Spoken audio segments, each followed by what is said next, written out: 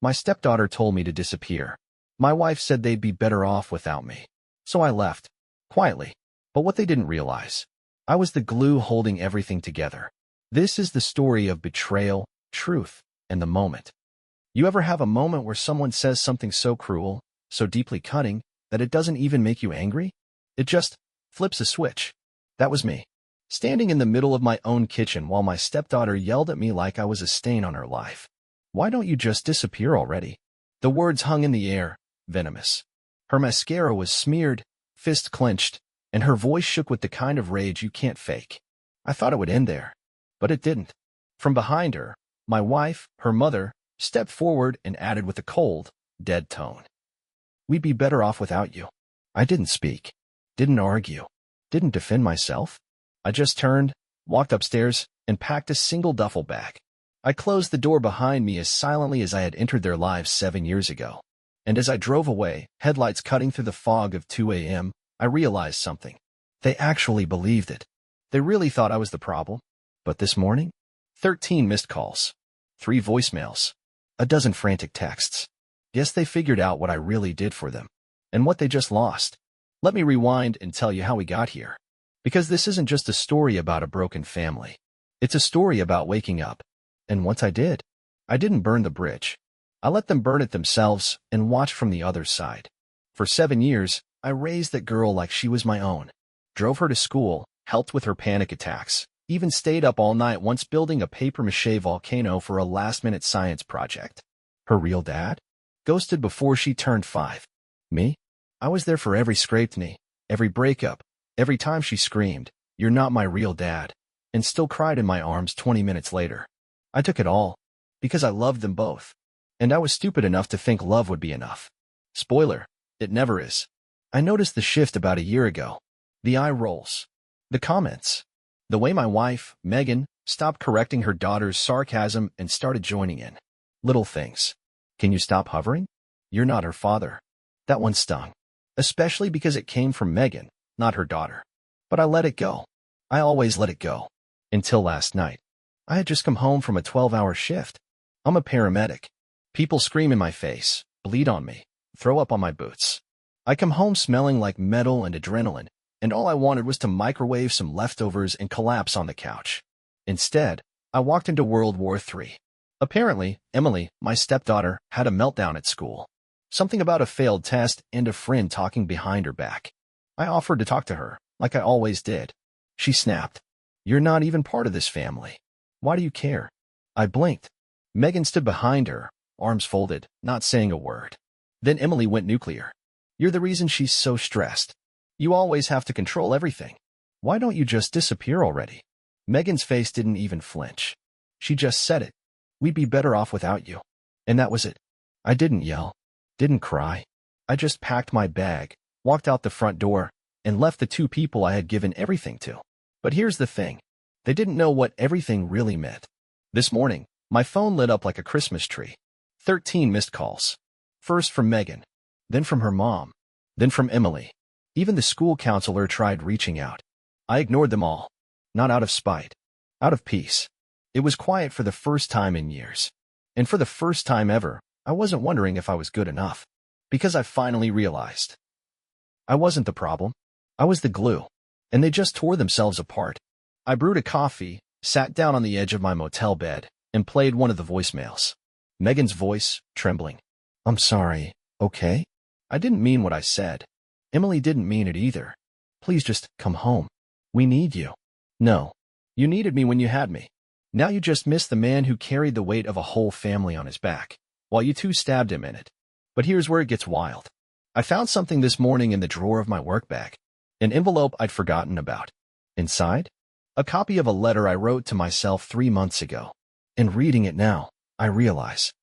This wasn't the beginning of the end. It was the end of the beginning. Because I've got a plan. And it starts with not going back. 3 months ago, I almost left. Not because they yelled at me. Not because of some explosive fight. But because I realized I was invisible.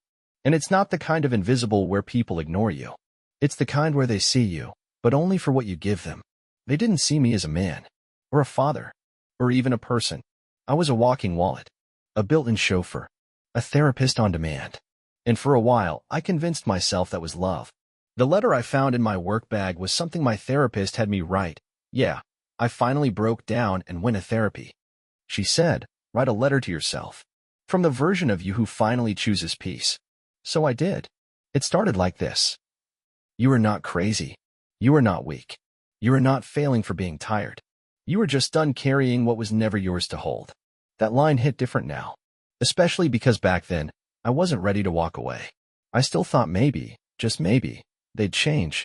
But instead, they doubled down. It was subtle at first. Emily stopped saying thanks when I did things for her. I'd fix her car, help her with her FAFSA, even sneak her Starbucks before exams. She used to call me Dad when she was younger. But slowly that turned into him. And Megan? She started asking me less about my day and more about, what's the status on that bonus? Or did the hospital reimburse you yet for overtime? We were sleeping in the same bed, but I was alone. One night, I came home early from a shift and overheard Megan on the phone. She didn't hear me come in. She was talking to her sister, laughing, saying, honestly, sometimes I feel like I married a roommate who pays the bills. But hey, at least he doesn't cheat, right? Then she said it. If he left tomorrow, I'd be fine. Emily and I would adjust. It was meant as a joke. But jokes only work when they're not 90% truth. I stood outside that door for 10 minutes, not breathing, not thinking. I wish I could say I confronted her, but I didn't. I went downstairs, cracked a beer, and watched reruns of The Office until 3 a.m. Because numbing was easier than admitting I didn't matter. Emily had been getting worse, too. At 17, she had this way of speaking that could make you feel 2 inches tall. She'd say things like, God, you're so overbearing. You don't know anything about my generation. You just want control. That's all men ever want. And Megan never corrected her. Not once. I started keeping track of the moments. I had a note on my phone titled, Things I'd Never Say Out Loud. Here's an actual entry. Paid for her therapy. Got told I was the reason she needed it. Another. Megan forgot our anniversary. Again. Said it wasn't a big deal. It was to me. Last one. Emily said if I wasn't around, they'd have more freedom. Today, I believed her. But the final straw? The thing that made everything click? It wasn't a fight. It wasn't even words. It was a receipt. I was cleaning up the kitchen. Megan had left a pile of mail and crumpled grocery bags. As I tossed the trash, I noticed a folded receipt stuck between 2 coffee filters. It was from a jewelry store. $1,200. Charged to my card. I froze. I hadn't bought anything like that. Not even close. I logged into our bank account. Searched the charge. It happened the same day Megan said she was running errands with Emily. I waited. Gave it a few days. No ring. No necklace. No, thank you. So I asked her casually, hey, did you buy something on my card at Rose and Gold? She didn't blink. Oh, that? Yeah. Emily wanted to get her birthstone ring upgraded. She was really stressed with school. I figured you wouldn't mind. No apology. No offer to pay me back. Just expected compliance. Like I was some kind of corporate account they could charge personal expenses to. After that, I started planning my exit. Not revenge. Not even a dramatic walkout. Just escape. I moved some money into a private account. Rerouted my paychecks. Found an old motel outside town I used to crash in during paramedic training. I even got a P.O. box for future mail. I wasn't just thinking about leaving. I was preparing. But then, life beat me to it. That fight in the kitchen? That wasn't the climax. That was the release. All the gaslighting, the entitlement, the quiet humiliation, it all led to that one moment where my stepdaughter looked me in the eyes and said, why don't you just disappear? And her mom, my wife, didn't defend me, didn't flinch, didn't say, that's too far. She joined in. We'd be better off without you.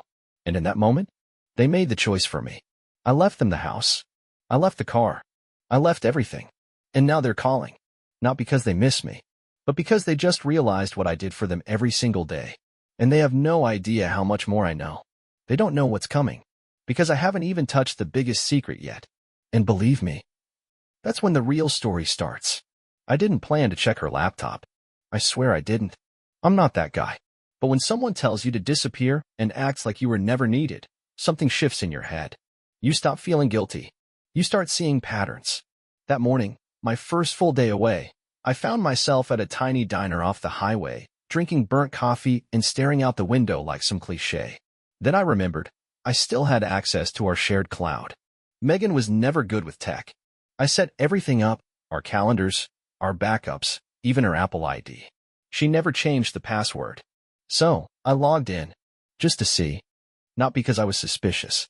Because I needed confirmation that I wasn't insane. Instead, I found proof that I was blind. At first, it was little things. Screenshots of outfits. Hotel bookings for conferences I'd never heard of. A note titled, "Things to Say If He Asks Questions." That last one? I opened it, heart pounding. It was a literal script. Lines like, "Don't gaslight him. Just act hurt he doesn't trust you.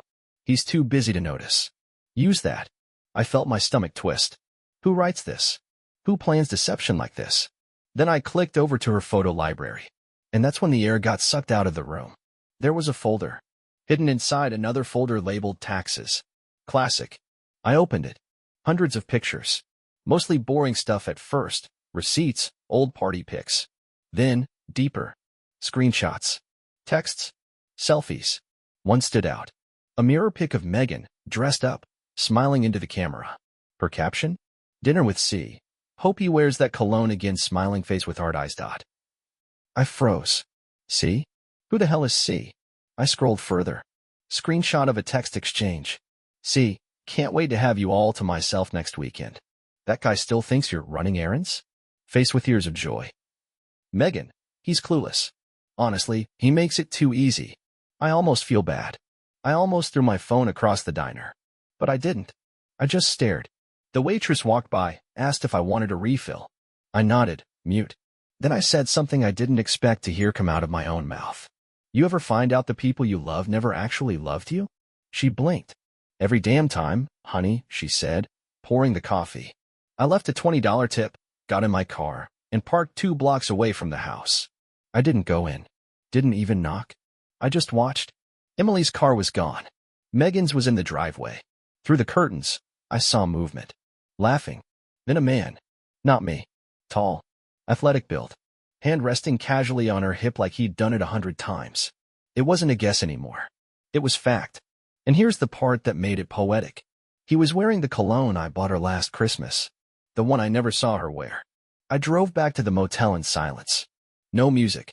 No angry podcast. Just silence. You'd think I was raging. Screaming. Plotting revenge. But I wasn't. I felt calm. Like I had finally been handed the final piece of the puzzle. They hadn't just stopped loving me. They'd replaced me. Or at least, thought they had. But they forgot something. The man they underestimated? The roommate who pays the bills? He kept receipts. I opened my laptop. Pulled up the shared financial records. Because if there's one thing Megan hated, it was budgeting. Guess who handled the bills? Guess whose name was on every account? Guess who paid off her credit card for 4 years straight without a single thank you? Yeah, me. And that $1,200 jewelry receipt? She didn't pay it off. She didn't plan to. She added it to a card in my name. I called the credit company, reported unauthorized charges, and had the account frozen in less than 5 minutes. Then I filed a fraud claim. Let's see her explain that to C. That night, I got a text. From Megan. "We need to talk. Now." A few minutes later. "Where are you?" And then, my favorite. "Emily's freaking out. She didn't mean what she said. Please come home." No mention of the man in her house. No mention of the cheating. No mention of the script she wrote to manipulate me. Just panic. Because the money stopped flowing. And reality was setting in. I didn't reply. I poured myself a glass of whiskey, opened my laptop again, and typed 6 words into a blank document. This is the story of enough. Because I had finally reached it. Enough pretending. Enough forgiving. Enough being invisible. And they had no idea that this wasn't rock bottom. Not yet. That comes next. The thing about betrayal? It doesn't come from enemies. It comes from the people who say they love you, while holding the knife behind their back. I thought Megan's little side piece, C, was just some gym rat she met online. Maybe a coworker. A guy she flirted with to feel young again. But then I dug deeper. And what I found, it wasn't just cheating. It was treason. I started with the basics. Searched his number through a reverse lookup tool. Megan once left a message open on her MacBook with part of the number visible. I remember the first few digits. My brain works like that, like a vault for useless details, until they aren't useless anymore. After 20 minutes and a $5 subscription to a sketchy background check site, I had it. See, wasn't some Tinder fling. Wasn't a stranger. His name was Christopher Landon, and he was our family therapist. Let that sink in. The same man we paid weekly for over a year to help us work through blended family dynamics. The man who told me to be patient, to listen to Emily, to give Megan space. He was sleeping with her the entire time. I sat there in my motel room, staring at his face on the screen. Same smug look I saw through the living room window. I remembered his voice. That calm, calculated tone he used in sessions. You're doing everything right, man. Just be steady. Let them come to you. Right. While he was coming into my house, eating dinner with us during family visits, looking me in the eyes while planning his next move behind my back. I wasn't even angry. Not yet. I was stunned, because now the whole past year made sense. The sudden emotional distance. The defensiveness when I asked simple questions. The way therapy stopped being a safe space and started feeling like a trap. Want to know the worst part? I paid him. Every session. Out of pocket. No insurance. $180 an hour to be emotionally manipulated by the man actively destroying my family from the inside. And Emily? She knew. That was the part that broke me. I found messages between her and Megan. Emily, is Chris coming over again tonight? Megan, shoo, keep your voice down. Emily, I like him better anyway. At least he listens. She wasn't on it. Maybe not from the start. But eventually, she picked a side. And it wasn't mine. Let me be clear. I don't blame her for wanting connection. Or even for liking someone who showed her attention. But you don't betray the man who raised you. Who stayed when no one else did. Who showed up to every dance recital, every ER visit, every time your real dad forgot to call. You don't spit in that man's face and call it growth. You just don't. Now I understood everything. The coldness. The sudden shift from we're trying to you're in the way. They weren't planning to fix things. They were planning to replace me. One therapy session at a time. They thought they were smart. Thought they'd wait it out. That I'd either snap and leave or crumble and beg. Instead, I vanished. And now, they were scrambling. 3 more texts from Megan came in that night. Please call me. This isn't what you think. Emily needs you. She's spiraling. You left. That's on you. Gaslighting, again. Classic. That last one made me smile. Because she still didn't get it. I didn't leave because I couldn't handle the truth. I left because I finally saw it. All of it. And I had one last move to make. I called Christopher. Blocked number. He answered on the second ring. Hello. Silence. Then I said, you ever sleep well, knowing you billed me to screw my wife? Silence again. Then a nervous chuckle. Who is this? Oh, come on, I said. You're a therapist. Use those critical thinking skills. His voice dropped. Look, whatever you think you know. I cut him off. I know everything. I know about the photos, the texts, the fake sessions, and I know about the little scheme to push me out. Click. Coward. Didn't even try to deny it. Just hung up. Perfect. Because now I had confirmation. And more importantly, leverage. I made a folder. Screenshots. Call logs. Emails. Payment records. All neatly labeled. Therapist gate.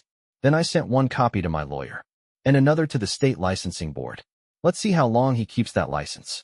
Let's see how many families he gaslit before mine.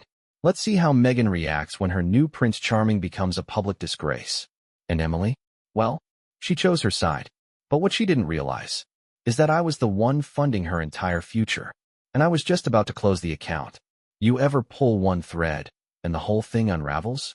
That's what happened next. Only I wasn't pulling anymore. I just stepped aside and watched it fall.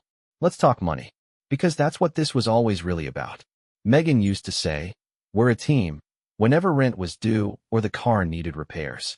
But when it came time to spend money, suddenly it was her card, her plans, her house. Funny, huh? Truth is, almost everything in that house had my name on it. The mortgage? I refinanced it under my credit to help lower her debt. The car Megan drove? My lease. Emily's private school tuition? Paid through an educational fund I set up when she was 14. Even the Wi-Fi they used to text see? My account.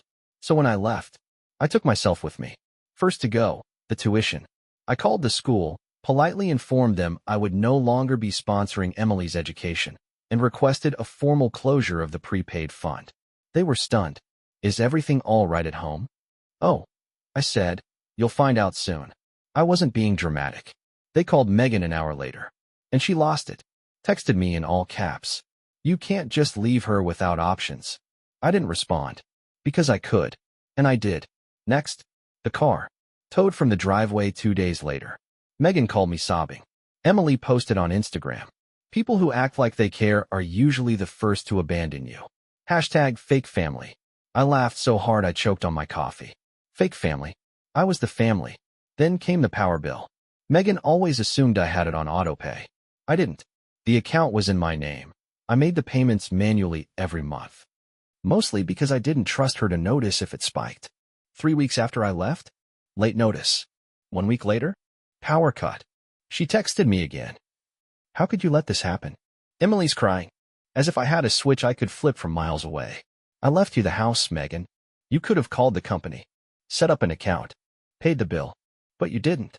Because deep down, you never believed I'd really be gone. You thought I'd come crawling back, that I'd feel guilty, that I'd be the bigger person. No, not this time. Now, here's where it gets delicious. Emily had applied for a college scholarship last fall. I helped her with the essay, edited her grammar, even added a few personal stories to make it shine. She got it. $20,000 a year. She was proud. Megan cried. But guess what? The application had my tax returns attached, my proof of income, my letters of support. So when I updated my filing status and removed her as a dependent, the scholarship office called. Turns out they needed updated financials. And without me, she didn't qualify. They revoked it. Now you might think, man, that's harsh. But here's the truth. They made me the villain the second I walked out. All I did was stop playing the hero. And when the hero leaves, fairy tales fall apart. That weekend, I got an email from Megan's mom. We hadn't spoken in years. It said, I don't know what happened, but Megan is a wreck. Emily's in therapy twice a week. Please, for their sake, come home. No, I'm not your reset button. I'm not your emotional punching bag. And I'm not your bank. Tell Megan to call Christopher. See if he offers student loans with his therapy. You want to know the best part? I wasn't even doing all this to get back at them. I was doing it to get back to me. The version of myself who used to smile without wondering if someone was secretly rolling their eyes. The man who laughed at stupid movies and didn't care about approval. The guy who had dreams outside of survival. I've been buried under obligations so long. I forgot what it felt like to breathe. But they hadn't hit bottom yet. Not even close. Because Emily wasn't just spiraling emotionally. She was hiding something. Something I had a right to know. And what I discovered next changed everything. Again, it started with a call from my supervisor. I was halfway through a double shift for bags, blood pressure checks, stabilizing a guy who OD'd in the back of the ambulance. Then my radio buzzed. Hey, man, call the office. Like, now. I figured it was scheduling. But the second I walked into the break room and heard my boss's voice, I knew it wasn't about hours. It was about me. And something was very wrong. Did something happen with your stepdaughter? He asked, low and careful. My stomach turned. Why? He sighed. We got an anonymous call. Said you've been emotionally aggressive, controlling, unsafe around teenagers. I just stood there, silent, cold, because I knew that tone. I work in emergency medicine. I've heard it from parents, cops, hospital admits. It's the tone people use when they're preparing for a storm, but praying they're wrong. He added, we're not saying it's true. But there's a review panel next week. You're on leave until then. Leave? Leave from the job I bled for? Because of her? I got to my motel that night shaking. Not angry. Shaking. Because this wasn't just about a fight anymore. This was targeted. Intentional. A campaign. And I didn't even know what I'd been accused of, just vague, damaging words that stick like tar even if you prove them wrong. So I made a decision. I was done watching from the sidelines. I called Vanessa. She's a social worker I worked with on dozens of calls. Trusted. Smart. Knows the system. I told her everything. She asked one question. Do you want to know what was said? I hesitated, then nodded. And she told me. Turns out, Emily hadn't just cried at school. She told a counselor that I made her feel unsafe in her own home. No specifics. No events. Just feelings. But in 2025? That's enough to start a file. Enough to trigger an inquiry. Enough to ruin a man's life if he doesn't scream loud enough to be heard over the whisper campaign. I couldn't breathe. This wasn't just betrayal. This was scorched earth. I had never, not once, raised a hand or even my voice at Emily. I gave her everything I had. Emotionally, financially, mentally. And this is how she repaid me? By erasing me? By rewriting me into a villain? Vanessa was quiet on the phone. Then she said something I'll never forget. This isn't about you being dangerous. This is about them needing a reason for you to be gone. Something they can say out loud to make themselves feel better. Right. They couldn't admit they cheated. Used me. Lied. So they painted me as the problem. Because it's easier to justify kicking out a bad man than admitting you destroyed a good one. That night, I stared at myself in the mirror. Same face. Same tired eyes. Same hands that had done CPR on strangers at 3 a.m., driven through blizzards, cleaned up vomit, held dying patients while their families cried. And now I was being treated like a threat to my own family. Because a teenager told a half-truth dressed up as trauma. Because her mother let her. Because a therapist helped them script it. I wanted to burn everything down. I really did. But then I remembered something. Power isn't yelling louder. It's knowing you don't have to yell at all. Because the truth? It always leaks. And karma? She always collects. 3 days later, I got a message. From Megan's sister. We hadn't spoken in 2 years. It read, "Hey, I think you should see this." Attached was a screenshot. A private group chat. Emily. Megan. 2 of Emily's friends. Laughing. Mocking. Planning. Emily had written, "If I say I felt scared, they have to take it seriously. Even if nothing happened." That's literally how it works now. One of her friends had replied, "LOL, you're savage."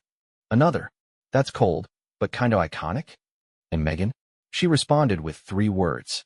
"Don't leave proof." Too late. I sent the screenshots to Vanessa. She forwarded them directly to the investigator. Within 24 hours, my suspension was lifted. Within 48, Emily was called into her school counselor's office. And Megan? She was under review for intentional parental coaching in a false report, a charge that can carry jail time, depending on state law. They called it a family misunderstanding in front of the board. But the damage was done. The whisper turned into a roar. And people started looking at them the way I had been looked at for weeks. Like something didn't add up. I didn't gloat. Didn't post online. Didn't tell coworkers, "I told you so." I just went back to work. Quiet. Clean. Focused. Because the truth? You don't have to destroy people who dig their own grave. You just have to stop throwing them a rope. My phone rang at 6:12 a.m. Megan. I let it ring. She called again. Then again. 7 missed calls. Then came the voicemail. Her voice was shaking, frantic, high-pitched, the way people sound when they realize the fire they started is now inside their own house. Please pick up. Emily's in trouble. Real trouble. I didn't know it would go this far." She paused. Then, quieter. "They called Child Protective Services. Someone tipped them off about coaching. About lies. They're investigating me." Me. I listened to it twice. Then deleted it. Not out of spite. But because I didn't need to hear it again. I already knew how it ended. You play stupid games? You win permanent consequences. An hour later, I got a text from her sister again. Megan's freaking out. She told Emily to lie, and now she's scared she's going to lose custody. I blinked. Custody? It hit me. Emily's still a minor. If Megan's found to have manipulated her daughter into making false accusations, especially ones that nearly cost me my job, she could be deemed unfit. And in some states, that's all it takes. I didn't respond. Not yet. Instead, I did something I hadn't done in a while. I sat down, and I thought, not with anger, with clarity. Let me tell you something most people don't realize. When you're finally free from manipulation, from emotional quicksand, from being the human band-aid everyone slaps on their broken lives. You don't want revenge. You want peace. And peace looks like options. I had them now. I could release every screenshot. Send the screenshots of Emily's group chat to her school. Out Megan to her employer, who, fun fact, is in family law. I know. The irony. I could press charges for false allegations. But I didn't do any of that. Because they were already doing it to themselves. Later that day, Megan finally got through. I picked up this time. I wanted to hear it. "Please," she said instantly. "You know this isn't who I am." I stayed quiet. "You know Emily didn't mean to hurt you like that. She's a kid. She got caught up. I should have stopped it. I know that." Still, I said nothing. Then she hit me with it. They said I could lose her. That she might be placed in temporary care while they investigate. "You're the only one who knows the truth. Please." I finally spoke. You mean the truth you both buried until it turned into a lie big enough to almost destroy me? Her breath caught. I know. I know. I was wrong. We were wrong. But this isn't about us anymore. It's about her. Right. Now it's about her. Now it's about saving the girl who screamed I should disappear. Now it's about protecting the daughter who looked me in the eye and tried to erase me. She kept talking. About therapy. About regrets. About wanting to go back. But you can't go back when the bridge is gone. Burnt. Ash. I took a deep breath and said, calm as ever, I'm not going to press charges. She exhaled like I just pulled her out of the ocean. Thank you, God, thank you. But, I continued, I'm also not stepping in to save you. Silence. Then, desperation. But, Emily, she's still. I'm not her father. You made that very clear. A pause. Then a whisper. You were better than her real one ever was. I closed my eyes. Felt that one. Still didn't change anything. Then maybe, I said, you should have treated me like it. Click. I hung up. That night, I didn't feel triumphant. I didn't blast music or pour a drink. I just sat on my porch, watched the sun set, and felt still. Because I knew something Megan never figured out. You don't lose a good man all at once. You lose him in tiny moments you didn't notice. When you ignored his pain, mocked his help, used his love like a battery pack. And when the power runs out, so does he. But this isn't the end. Because there was one person I still hadn't heard from. The only one whose opinion still haunted me. Emily. She hadn't called. Texted. Nothing. And maybe that was mercy. But part of me needed to know. Did she regret it? Or was I really just a footnote in the story she told herself to sleep at night? 3 weeks of silence. Then, one night my phone buzzed. Blocked number. I almost let it go to voicemail. But something in my chest said pick up. I did. There was silence. Then, hey. Her voice was soft. Unsure. Trembling in a way that felt too real to be manipulative. It was Emily. And she didn't sound angry. Or defensive. She sounded scared. And small. Like the kid I used to tuck in at night. Before the lies. Before the venom. Before the war. I know you probably don't want to hear from me, she began. And I don't blame you. I didn't say anything. I just listened. She took a breath, then. I lied. No build-up. No excuses. Just that. Flat. Raw. Unfiltered. I lied to the school. To the counselor. To Mom. To Chris. To everyone. Still, I said nothing. She kept going. Not because you hurt me. You never did. You were the only one who didn't. I felt the air leave my lungs. But I was angry. Not at you. At Dad. She paused. Her real dad. The one who vanished before she turned 5. He called me last year. Out of nowhere. Told me he wanted to reconnect. Silence. Then she added, voice cracking. He said he stayed away because of you. That you didn't want him around. I blinked. My throat tightened. I believed him. I wanted to believe him. Because it was easier than admitting he just didn't want me. God. That hit like a punch to the chest. She continued. I started resenting you. Twisting things. Every time you helped, I saw control. Every time you gave advice, I heard judgment. You were too present. And that made me hate you. There it was. The truth. Not a scheming teenager. Not a manipulative sociopath. Just a hurt kid trying to make sense of abandonment. And directing the pain at the only man who stayed. Me. I told Mom. She believed me right away. I think she wanted to. Of course she did. I didn't expect it to get that far. I didn't think it would affect your job. When it did, I panicked. She sniffled. You're the only real parent I ever had. And I destroyed that. Something inside me cracked. Not in anger. Not in rage. In grief. For the years I gave. The birthdays I planned. The panic attacks I helped her through. The nights I sat on the floor outside her room because she was too anxious to sleep. And how all of that, all of it, could be rewritten with a single lie. Because of a man who vanished. And reappeared only to poison her against me. She said, I know I don't deserve anything. I'm not asking for you to forgive me. I just needed you to know. I exhaled. Finally spoke. Does he still call you? She was quiet. No. He disappeared again. Shocking, right? I almost smiled. But not out of satisfaction. Out of pain. I don't hate you. I said, voice low. I want to. But I don't. Then I added. But I can't trust you either. Not right now. Another long pause. Then, I get that. I really do. Before we hung up, she said something I didn't expect. Something simple. Something real. Thank you for staying as long as you did. And just like that, the girl who screamed that I should disappear was now whispering that she was sorry I left. After the call, I sat alone in the dark for a long time. No music, no phone, just the hum of the air conditioner and the weight of 7 years of everything. I wasn't angry anymore. I wasn't even bitter. I was just done. Done saving people who needed to save themselves. Done building homes in places I was never welcome. Done trying to be the glue when all they wanted was space. But the story isn't over yet. Because just when I thought it was winding down, I got a knock at my motel door. Not Megan. Not Emily. Someone else. And what he said changed everything. Again. Knock knock. 3 soft taps. I checked the time.